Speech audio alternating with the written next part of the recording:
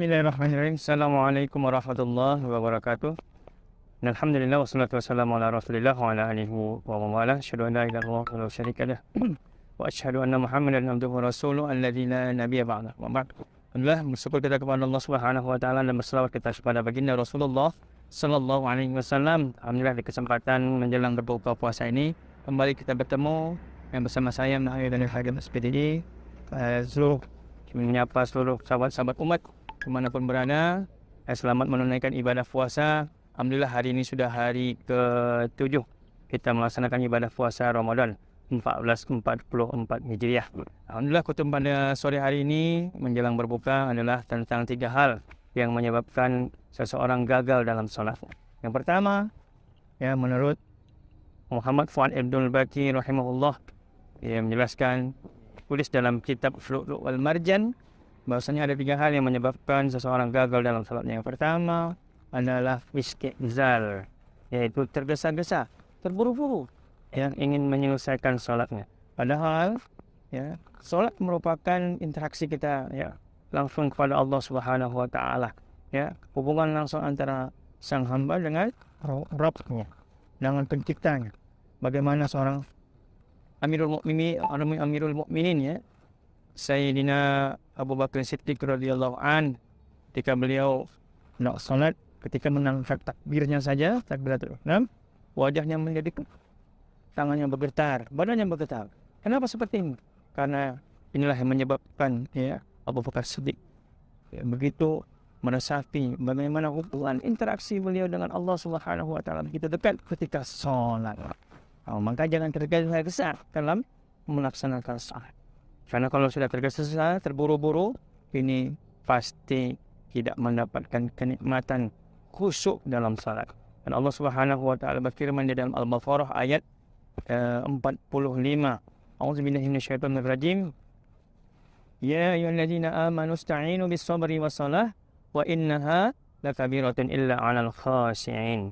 Wahai orang-orang yang beriman, kata Allah Subhanahu wa taala di dalam ayat ini, carilah pertolongan Allah dengan sabar dan salat. Wa innaha, ini menunjukkan salat, wa innaha lakabiratun illa 'alal khashi'in, amat berat kecuali hanya kepada orang-orang yang khusyuk. Akhirnya khusyuk, Bapak sahabat umat yang dirahmati Allah Subhanahu wa taala, perpaduan antara ibadah jasmani dan ruhnya ini bersatu. Salat bukan hanya sekadar amal jasmani, tetapi amal batiniah yang penting, sehingga ini merupakan kesatuan yang utuh, sehingga salat itu bisa betul-betul meresap sampai ke ring hati yang lain. Dan efeknya adalah menyebabkan suatu perubahan. Orang yang salat pasti tercegah dari sifat keji dan mungkar. Orang yang salat pasti akan meninggalkan perbuatan yang buruk.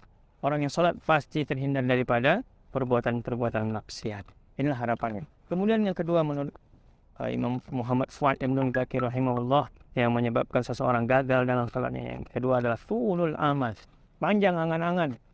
Ketika dia salat, jasadnya saja yang salat, fisiknya saja yang salat, tetapi ruhnya, pikirannya kemana-mana. Jasadnya di tempat salat, di masjid, di tempat sujud, tetapi hati dan pikirannya ada di tempat kerjaannya, ada di tempat jual belinya, ada di tempat dia berniaga dan lain sebagainya. Bagaimana solat seperti ini bisa diterima oleh Allah Subhanahu wa taala? Ini yang kedua. Kemudian yang terakhir, menurut Muhammad Fuad Ibn Baqi rahimahullah, yang saya tuliskan di dalam kitab Lu'lu' wal Marjan, yang menyebabkan seseorang gagal dalam solatnya, ada yang ketiga, yaitu menahan hadas atau menahan buang air. Sehingga kalau orang ketika dia solat, dia menahan hadas ataupun menahan buang air, maka ini menyebabkan gelisah. Dia pasti akan menyebabkan seseorang ingin segera menyelesaikan salat, terganggu kekhusyukannya. Maka oleh sebab itu, kalau kita hendak menunaikan salat, perintah yang paling utama setelah beriman, maka selesaikan dulu istinjanya, bereskan semua hal-hal yang mengganggu, sehingga apa? Sehingga solatnya bisa mendapatkan manfaat. Solatnya bisa membuat dirinya perubahan yang luar biasa, sehingga sahabat umat yang dirahmati Allah Subhanahu wa taala solatnya bisa mendatangkan ridha Allah Subhanahu wa taala. Solatnya bisa mendatangkan rahmat Allah, solatnya bisa mendatangkan karunia Allah Subhanahu wa taala. Inilah yang diharapkan daripada orang yang mendirikan solat. Dan sampai kita bisa terjadi 3 hal ini dalam diri kita ketika kita sholat. Mudah-mudahan bermanfaat ya. Sahabat umat yang dirahmati Allah Subhanahu wa taala dimanapun berada, selamat menunaikan ibadah puasa, dan insyaallah kita akan menjadikan diri kita, dan Allah Subhanahu wa taala jadikan diri kita la'allakum successful, orang-orang yang bertakwa insyaallah.